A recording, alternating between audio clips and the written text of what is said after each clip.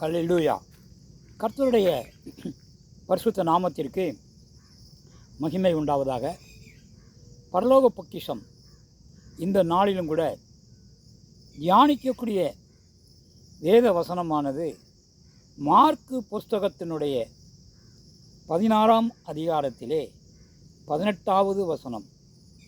சர்ப்பங்களை எடுப்பார்கள், சாவுக்கேதுவான யாது ஒன்றை குடித்தாலும் அது அவர்களை சேதப்படுத்தாது, வியாதிஸ்தர் மேல் கைகளை வைப்பார்கள், அப்பொழுது அவர்கள் சொஸ்தமாவார்கள் என்றார்கள். விசுவாசிக்கிறவர்களால் நடக்கும் அடையாளங்கள் மொத்தம் 5. அதில் நேற்றைய தினம் 2 அடையாளங்களை குறித்து தியானித்தோம். என் நாமத்தினாலே பிசாசுகளை துரத்துவார்கள் என்ற அடையாளத்தினாலும், நவமான பாசைகளை பேசுவார்கள் என்ற அடையாளத்தையும் தியானித்தோம். அதனைத் தொடர்ந்து இன்றைக்கு மீதியுள்ள 3 பகுதிகளிலே முதலாவதாக சர்ப்பங்களை எடுப்பார்கள். வேதாகமத்தில் சர்ப்பங்கள் சாத்தானுக்கு உவமை. ரட்சிப்பதற்கு முன்பாக சாத்தானின் அதிகாரத்திற்கு நாம் உட்பட்டிருந்தோம், கட்டுப்பட்டிருந்தோம். அவன் நம்மை ஆட்கொண்டிருந்தான். ஆனால் ரட்சிக்கப்பட்ட பின்பு சர்ப்பத்தை ஆட்டுவிக்கிற மனிதர்களாக இன்றைக்கு இருந்து கொண்டு இருக்கிறோம். எதன் மூலமாக என்றால், நேரடியாக சர்ப்பத்தை ஆட்டுவிப்பது அல்ல. எங்கேயெல்லாம் ஆண்டவராகிய இயேசு கிறிஸ்துவினுடைய நற்செய்தி சுவிசேஷம் அறிவிக்கப்படுகிறதோ அங்கேயெல்லாம் நாம்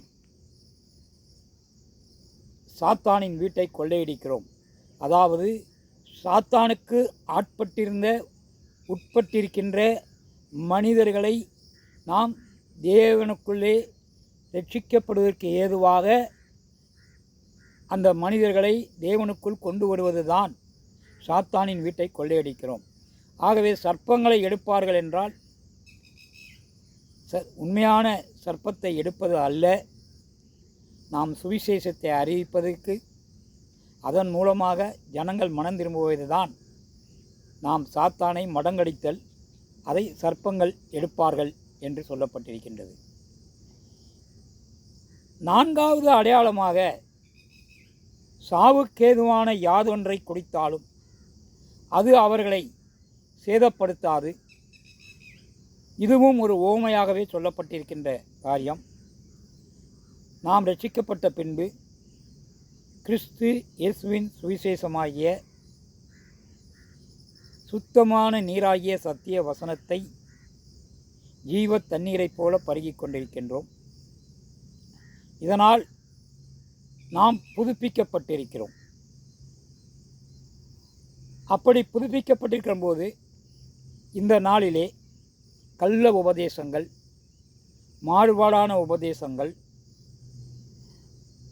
இவைகளையெல்லாம் நாம் கேட்கும்போது அதை கேட்பது விஷம் குடிப்பதற்கு ஒப்பானது ஆகும். இதைத்தான் உபகாமம் புஸ்தகத்திலே 32ஆம் அதிகாரத்திலே 32, 33ஆம் வசனங்களிலே சொல்கிறார்.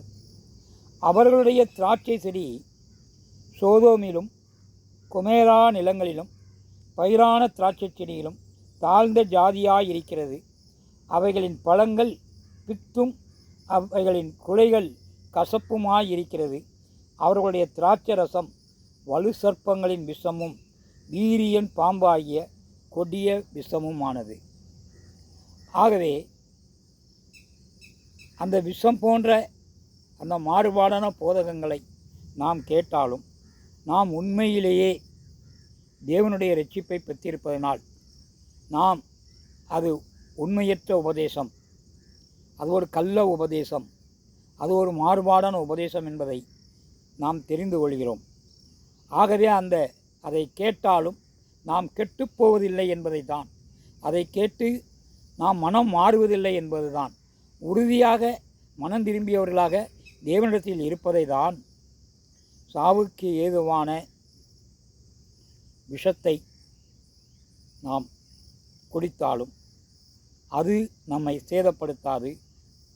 இப்படித்தான். ஆனால் உண்மையிலே சில பேர் சொல்வது போல பாம்பு கடித்தால் நம்மை ஒன்றும் செய்யாது என்று சொல்வார்கள். ஆனால் விசுவாசத்திலே பவுலுக்கு பாம்பு கடித்தும் ஒன்றும் செய்யவில்லை என்பதையும் வேதத்திலே நாம் காண்கின்றோம். ஐந்தாவதாக கொடுக்கப்பட்ட அடையாளமான வியாதியஸ்தர்கள் மேல் கைகளை வைப்பது, நாம் ஆண்டவராகிய இயேசு கிறிஸ்துவினுடைய இரத்தத்தினாலே நீதிமான்களாக்கப்பட்டிருக்கிறோம் என்பதை நாம் உள்ளத்தின் ஆழத்திலிருந்து உணர்ந்து ஜெபிக்கிறோம். கிறிஸ்துவின் வார்த்தையை சுவிசேஷமாக பகிர்ந்து கொண்டு மற்றவர்களுக்கு அறிவிக்கிறோம். ஆகவே இந்த சுவிசேஷமானது நம்மை நீதிமானாக்கிறது. நாம் கிறிஸ்துவின் இரத்தத்தினாலே நீதிமான் ஆக்கப்பட்டிருக்கிறோம் என்பதை 1 பேதுரு புஸ்தகத்திலே 2ஆம் அதிகாரத்திலே 24-25 வசனத்திலே நாம் பாவங்களுக்கு செத்து நீதிக்கு பிழைத்திருக்கும்படி அவர்தாமே தமது சரீரத்திலே நம்முடைய பாவங்களை சிலுவையின் மேல் சுமந்தார். அவருடைய தழும்புகளால் குணமானீர்கள். சிதறுண்ட ஆடுகளைப் போலிருந்தீர்கள். இப்பொழுதோ உங்கள் ஆத்துமாக்களுக்கு மெய்ப்பொரும் கண்காணியுமானவரிடத்தில் திருப்பப்பட்டிருக்கிறீர்கள். ஆகவே நாம் ஆண்டவராகிய இயேசு கிறிஸ்துவின் பிள்ளைகளாக இருக்கும்போது அவருடைய ஆவியின் வரம் நமக்கு அருளப்படுகிறது. அந்த ஆவியின் வரத்தினாலே நாம் வியாதியஸ்தர்கள் மேல் கைகளை வைத்து விசுவாசத்தோடு ஜெபிக்கும்போது பலவீனமுள்ளவர்கள் குணப்படுத்தப்படுகிறார்கள், பலப்படுத்தப்படுகிறார்கள் என்பதை தான் யாக்கோப்பு புஸ்தகத்திலே நாம் 5ஆம் அதிகாரத்திலே